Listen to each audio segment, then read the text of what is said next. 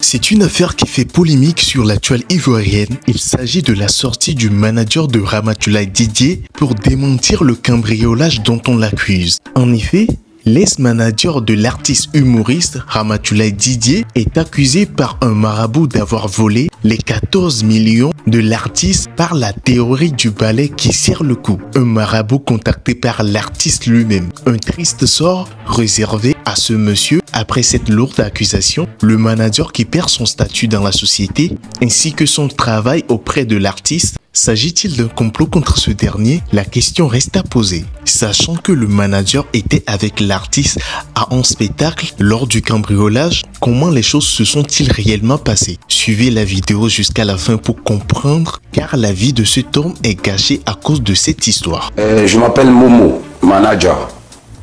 Je suis le manager de Ramatoulaye Didier. Je suis celui qui est accusé, sinon qui a été accusé par l'artiste dans cette histoire de cambriolage de 14 millions qui ont été emportés chez lui. Déjà, pour commencer, je souhaite, sinon que je vais vous dire toute la vérité, mais pour commencer, c'est un marabout que l'artiste a envoyé qui a utilisé la méthode de balai. On prend le balai, on met sur le cou là, qui m'a désigné comme le coupable, sinon qui m'a désigné comme celui qui a organisé ce cambriolage. Je vais tout vous expliquer. J'avais pas voulu faire une sortie. Ça fait 10 mois aujourd'hui que cette histoire de cambriolage dure. Ça fait 10 mois aujourd'hui. Je suis resté silencieux pendant 10 mois. J'ai été accusé par un balai. Un balai que quelqu'un a utilisé pour me prendre comme le coupable. Je suis aussi silencieux depuis 10 mois parce que je me disais que l'affaire était au commissariat et que ça devait prendre le temps que ça allait prendre. Une affaire de justice, franchement, ça prend du temps. L'enquête et autres, franchement, ça prend du temps. Donc ça fait 10 mois que je suis dans l'ombre. Ça fait 10 mois que je n'ai pas d'activité, que je suis dans mon coin, attendant patiemment que le commissariat qui est en charge de cette affaire-là finalise l'enquête. Et hier, l'artiste a fait une sortie sur une chaîne où il m'a mentionné comme celui qui a cambriolé sa maison. Je vous explique toute l'histoire. Nous étions au Palais de la Culture le 1er octobre 2023. 1er octobre. L'artiste avait son concert au Palais de la Culture, comme chaque année. Nous étions au concert et pendant que nous étions au concert, j'étais avec l'artiste au concert et le cambriolage a eu lieu chez lui à la maison. Après le concert, on se retrouve avec toute l'équipe. On va faire la fête quelque part. Et là-bas, je crois qu'il y a 2 membres de sa famille qui décident de rentrer. Et il y a un chauffeur qui les accompagne avec une des voitures. Et quand j'arrive à la maison, ils constatent que la maison était cambriolée. Donc ils appellent l'artiste pour l'informer. Donc l'artiste nous prend de côté et mon second et moi, on était 2 managers. Moi je suis son manager général et l'autre mon second. Donc il nous prend de côté nous 2 pour ne pas gâcher la fête. Et voilà ce qui vient de se passer. Hein, donc il faut qu'on aille à la maison. Donc on laisse toute l'équipe faire la fête et on se prend, on va chez lui à la maison. Donc on arrive à la maison, on constate effectivement que la maison était cambriolée. Et on retourne, on laisse toute l'équipe finir la fête et on revient avec eux à la maison pour que chacun puisse voir les faits de ses propres yeux. Donc on arrive à la maison, tout le monde constate que la maison était cambriolée. Donc le lendemain matin, lui et moi devons voyager pour Daloa. Donc on envoie quelqu'un porter plainte au commissariat de Bergerville. Et lui et moi on prend la route pour Daloa. Donc pendant que nous étions en chemin pour Daloa, il y a un manager qui a Yopougon, qui est son ami, qui le contacte. Bon, et je viens de voir sur les réseaux sociaux que tu as été cambriolé hier. Moi j'ai quelqu'un qui peut attraper les voleurs. J'ai quelqu'un qui peut attraper les voleurs ou les complices des voleurs. Donc nous étions dans la voiture ensemble. Il dit ok, je te rappelle. Il raccroche. Il dit ah manager, voilà ce que le gars dit, hein. Qu'est-ce qu'on fait? Le cambriolage tel que ça s'est passé, c'est forcément quelqu'un de notre entourage qui a fait le coup. Forcément. Quelqu'un qui connaissait l'heure à laquelle on allait revenir. Quelqu'un qui était avec nous, qui sait que quand l'artiste a un concert au palais, toute sa maison est vide, que tout le monde est au palais. Quelqu'un qui sait que après le concert, on ne va pas venir directement à la maison, on va faire la fête avant de rentrer. Donc c'est forcément quelqu'un de notre entourage qui a fait le cambriolage. Donc moi, l'artiste me demande qu'est-ce qu'on fait. Voilà ce que le gars dit. Si moi, je dis à l'artiste qu'on ne fait pas, parce que cette histoire de maraboutage et autres, moi personnellement, je n'ai jamais cru en ça. Mais si je dis à l'artiste qu'on ne fait pas, il va penser que je suis dans le coup. Parce que là, on soupçonne tout le monde. Hein.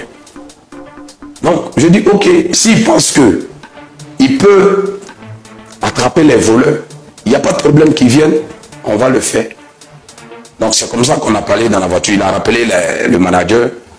Il dit, bon, le gars va prendre 150 000. Le marabout dit, il va prendre 150 000 pour venir faire le travail. Donc, on va en voyage. On revient le lendemain.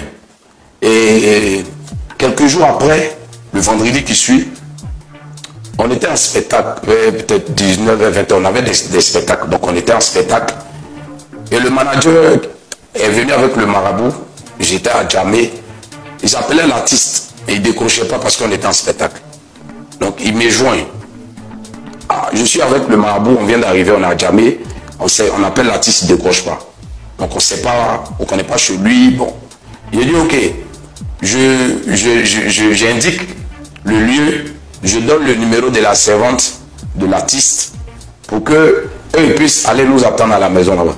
Donc quand on finit les spectacles, j'informe l'artiste que bon, il y a le manager qui a appelé, il est venu avec le marabout. Donc je les envoie à la maison, ils sont à la maison. Il dit ok, donc allons-y alors. Donc on arrive à la maison peut-être vers 1 h du matin. Le marabout était là, un jeune comme moi, boucle d'oreille. Bon, c'est marabout, bon, j'ai pas trop pensé à... C'est un marabout, même s'il fait jeune, c'est un marabout. Donc, on reste ensemble jusqu'à 4 h par là. Moi, je les laisse. Et bon, j'ai rentré me reposer. Donc, je les laisse chez lui à la maison. Je rentre. Le matin à 7 h, l'artiste m'appelle. Allô, manager. Essaie de réunir toute l'équipe à la maison. Bon, nous étions une quarantaine, je crois 43 personnes. Nous qui avons travaillé sur le concert. Donc là, le matin, là, j'essaie d'appeler un peu tout le monde. Mais bon, la disponibilité de chacun fait que je n'ai pas pu réunir toute l'équipe. Donc j'ai pu avoir 12 ou 13 personnes. Donc on se retrouve chez l'artiste. Et le marabout commence son travail qui consistait à mettre un balai. Tu t'assois, il met un balai. Si ce n'est pas toi, selon lui, le balai se détache. Tu passes. Donc tout le monde est passé. Moi, j'étais le dernier. Tout le monde est passé. Moi, j'arrive, le balai me bloque. Frère, c'est pas moi. Tout le monde était étonné. Le manager de l'artiste, son homme de main, c'est lui qui a organisé le cambriolage. Même l'artiste, même au départ, ne croyait pas. Non, c'est pas Momo qui a fait ça. Le marabout, il reprend. Une deuxième fois, tout le monde passe. Moi, je viens, ça me prend. Une troisième fois, il dit, frère, je ne sais pas ce qui se passe. Hein. Je ne sais pas si c'est un complot. Mais ce n'est pas moi qui ai monté ce coup. Ce n'est pas moi qui ai fait le cambriolage. Le marabout dit, c'est moi. Et que depuis lui, il fait son affaire de marabout, ça n'a jamais menti. C'est moi qui ai fait le coup. C'est moi qui ai organisé tout ça. Le marabout dit que j'avais des complices, que j'avais 2 complices. Que c'est moi qui les ai envoyés, qui sont 2. C'est moi qui ai indiqué où ils devraient passer, comme ça, pour venir faire le coup. Il dit, c'est pas moi. Donc comme je niais, le marabout dit, ok, lui depuis il fait son truc, ça ment pas. Qu'il va faire un truc, si en 24 heures je ne suis pas venu moi-même dire la vérité à l'artiste, je sais pas, je vais devenir fou, ou bien quelque chose va m'arriver, un truc de ce genre. L'artiste dit, ouais, vas-y, fais. Même si ça peut le tuer, ça n'a qu'à le tuer. Je comprends, il est dans la colère, il est surpris. Donc c'est normal qu'ils disent ce genre de truc. Ok. Mon séance est lente, parce que ça commence à créer une tension à la maison. Je commande mon yango, je quitte la maison. Je vais au commissariat. Ah, on a porté une plainte ici pour l'affaire de cambriolage de ce Ramatoulaye. Ok. Bon. Là, l'artiste est venu avec un marabout qui me désigne, qui m'a désigné comme le coupable du cambriolage. Donc moi, je suis venu porter plainte contre ce marabout et le manager qui est venu avec le marabout parce que je vois un complot. Je ne sais pas si c'est le manager qui veut ma place ou je ne sais pas, mais je vois ça, je suis venu porter plainte contre eux. Ils ont été clairs avec moi. Ils m'ont dit que cette histoire de mysticisme, maraboutage et autres, ici on ne prend pas ça en compte. Vous avez porté une plainte, laissez-nous et continuer, laissez-nous faire mener l'enquête. On ne peut pas se baser sur le mysticisme pour t'accuser. Donc laisse-nous mener nos enquêtes. Quand on va trouver la solution, sinon la formule, le coupable, on vous dira. Donc c'est comme ça que depuis le jour où le balai m'a désigné comme le coupable, l'artiste et moi, donc ça fait 10 mois aujourd'hui que je défile le commissariat, je défile là-bas, je pousse pour que ça puisse aller un peu plus vite, pour que la vérité soit établie, pour que mon image soit lavée, parce que le marabout, c'est un complot, il a menti, c'est pas moi qui ai fait le cambriolage. Donc, je veux que l'enquête s'accélère, je défile le commissariat. J'habitais à la Rivera, j'ai aménagé à Benjerville. Je vis à Benjerville ici, proche du commissariat. Parce que les allées-venues, je ne travaille plus, ça fait 10 mois. Quel artiste va vouloir travailler avec un manager qui fait des coups bas? Donc, j'ai déménagé, je suis à Benjerville. Et chaque jour, je suis au commissariat. Je défile là-bas. Ah mais, le conseiller lui-même, il ne vient pas. Celui-même qu'ils ont volé ces 14 millions, il ne passe pas ici. C'est toi qui défiles tout le temps. Et l'artiste lui-même, il dit bon, je ne sais pas. Mais c'est moi qui suis accusé. Moi, je veux que les choses aillent vite. Je veux que la vérité soit établie. Donc, ça fait un bon moment que j'étais un peu découragé parce que 10 mois d'attente, ça me décourageait. Donc, ça faisait un bon moment que je n'étais pas arrivé au commissariat. Et je suis allé, je crois, le lundi passé. Je suis allé le lundi au commissariat. Et bon, c'est par rapport à l'affaire de Ramatoulaye. Où est-ce que nous en sommes avec l'enquête? Et l'officier qui est en charge de l'affaire me dit que ton artiste est au courant. Il est au courant parce que quand je défilais au commissariat, on me dit que c'est pas moi le plaignant. Donc on ne me donnait pas trop de détails. Que si je veux plus de détails, de me référer au plaignant qui est l'artiste Ramatoulaye. J'avais plus de contact, donc chacun, voilà. Donc au commissariat, on ne me donnait pas trop de détails. On me dit de me référer à lui parce que c'est lui le plaignant. Donc c'est lui qui avait toutes les informations. Donc dernièrement, quand je retourne, le gars me dit, mais l'artiste est au courant de l'affaire. On a tracé et on sait qui a fait le coup. Un de ses anciens managers qui a fait le coup. Mais il a quitté le pays. On n'a pas encore mis la main sur lui. Il a quitté le pays. Mais c'est pas toi. L'artiste sait que c'est pas toi qui a fait le coup. Donc, il faut vaquer à autre chose avant que peut-être on finalise, qu'on mette la main sur le concerné, le véritable coupable. Donc, moi, le lendemain, je contacte l'artiste. Je dis, bon, frère, ça fait 10 mois aujourd'hui que cette affaire-là dure. Mais je ne lui dis pas que je suis au courant de ce que le commissariat m'a dit hier. Je lui dis que ça fait 10 mois aujourd'hui que cette affaire dure, qu'on a été cambriolé, on a été volé. C'était l'argent du conseil. Et tenez-vous bien, L'argent du concert, c'était pas 14 millions. L'argent du concert était dans les 8 millions et quelques. L'artiste avait lui-même son argent qui était à la maison. Donc l'argent du concert, c'était 8 millions. Frère, ça fait 10 mois aujourd'hui que cette affaire dure. Moi, je veux mon pourcentage des 8 millions. Je veux mes 20% parce que je n'ai plus d'activité. Ma petite famille, les charges, c'est compliqué. Je n'ai plus d'activité. Je veux ma part pour pouvoir subvenir à mes besoins. Et l'artiste me dit que si je lui parle encore de cet argent-là, il va balancer la vidéo sur les réseaux sociaux. Parce que quand le marabout, le balai me traînait, il a filmé. Donc il a cette vidéo-là avec lui. Que si je ne faut pas que je le pousse à bout.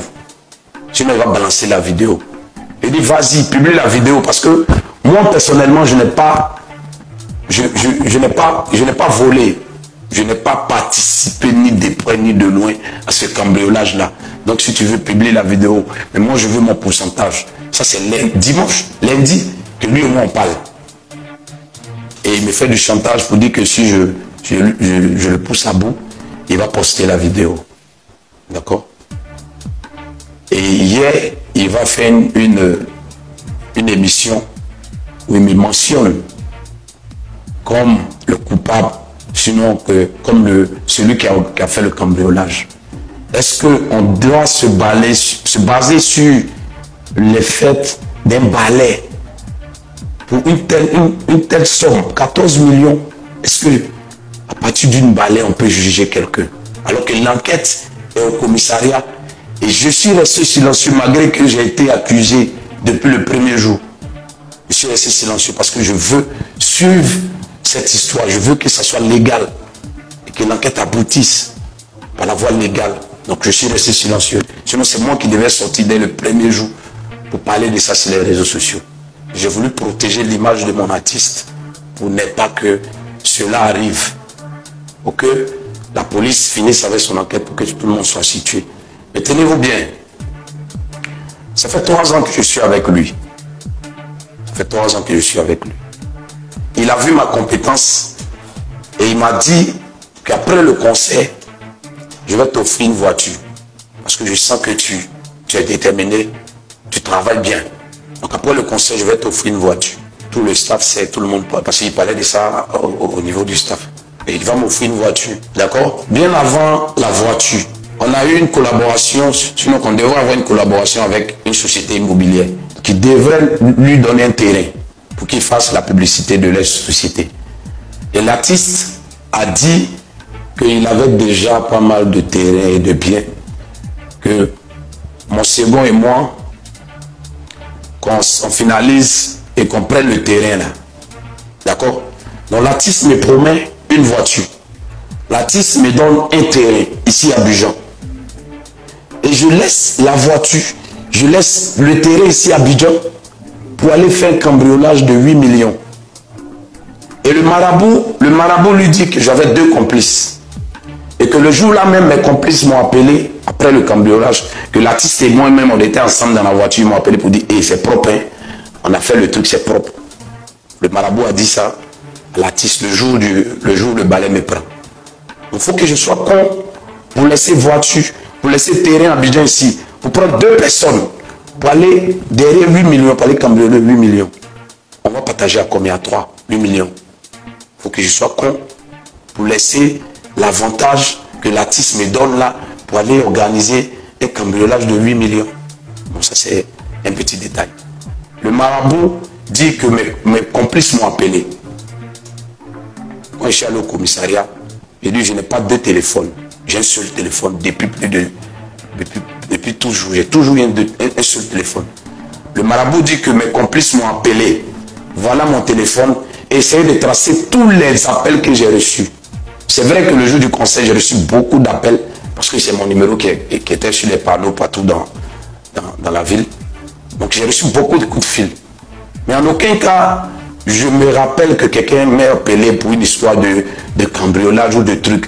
Voilà mon téléphone. Essayez de tracer tous les numéros, tous les appels reçus et émis. Jusqu'à aujourd'hui, commissariat même dit que dans leur enquête, ils savent qui a fait le coup. Et que l'artiste même sait qui a fait le coup. Ils attendent de mettre la main sur lui avant de rendre le verdict. Il va faire une sortie où il me mentionne. Alors que c'est pas moi qui ai fait le coup. Donc on ne peut pas se baser sur un simple balai pour m'attribuer ce truc de cambriolage. Mon image qui est en jeu. Mon image. Quel artiste va vouloir travailler avec un manager qui cambriole, qui fait des coups contre son artiste? C'est de un. De deux, l'artiste dans ses dits dit que il y a des moments où je vais signer des contrats de 1 million et que je déclare 500 000. En tout, personnellement, moi personnellement, peut-être mon second, mais moi personnellement, jamais de la vie je n'ai fait ça. Ce que mon artiste ne sait pas, c'est que chaque année, quand on organise les concerts, j'investis aussi mon argent dedans. Parce que c'est moi qui suis au devant. Il y a des structures que l'artiste paye après le concert. Il y a des structures qui donnent peut-être, ils donnent la moitié et après le concert, ils soldent. Mais moi qui suis au devant, je veux que le travail aille vite, que ça soit bien fait. Il y a des structures que je prends mon argent pour payer. Et quand le concert finit et que l'artiste décaisse cet argent-là, moi je prends pour remplacer le mien. Donc j'ai investi aussi mon argent dans ce concert. Et c'est tout ça qui est parti. Parce que l'artiste n'était pas au courant. Moi j'attendais ma part le lendemain. Quand il allait décaisser, je récupérais et mon argent que j'ai investi dedans et mon pourcentage qui me revient. Mais jusqu'aujourd'hui, je n'ai rien reçu de tout ça. J'ai rien reçu. J'ai tout perdu. Et on m'accuse encore d'avoir cambriolé, d'avoir comploté contre lui. Je n'ai jamais signé un contrat où j'ai mis 5 francs de plus et que je n'ai pas fait le vrai point à l'artiste. J'ai tous mes contrats signés. Lui aussi, il sait. Parce que quand je signe un contrat, je mets ça dans le groupe de travail et tout le monde est au parfum de l'information. Il sait. S'il a une preuve de là où j'ai signé un contrat de 1 million où je lui ai déclaré 500 000, qu'il fasse sortir. Sinon, les 3 années que j'ai passées avec lui, je n'ai jamais augmenter un cachet pour les mettre dans ma poche, jamais de la vie. Donc, voilà un peu le point que je voulais faire sur cette histoire de cambriolage. Merci beaucoup de m'avoir écouté. Les propos détaillés du manager, l'ex-manager de Ramatoulaye Didier, pour expliquer comment les choses se sont passées, pour surtout laver son image et dire qu'il n'est pas réellement l'auteur de ce cambriolage. S'agit-il d'un faux marabout qui essaie juste de détruire la vie de cet homme? Écrivez réellement ce que vous en pensez dans les commentaires, car la vie de cet homme en dépend. Quelle est la décision que prendra réellement Ramatoulaye Didier après l'intervention ou la sortie de son manager? La question reste à poser. Écrivez ce que vous en pensez dans les commentaires et on se retrouve dans une prochaine vidéo. Mais n'oubliez pas de vous abonner à la chaîne au maximum et surtout activez la cloche de notification pour être prévenu quand je ferai sortir une nouvelle vidéo. C'était Mr. J.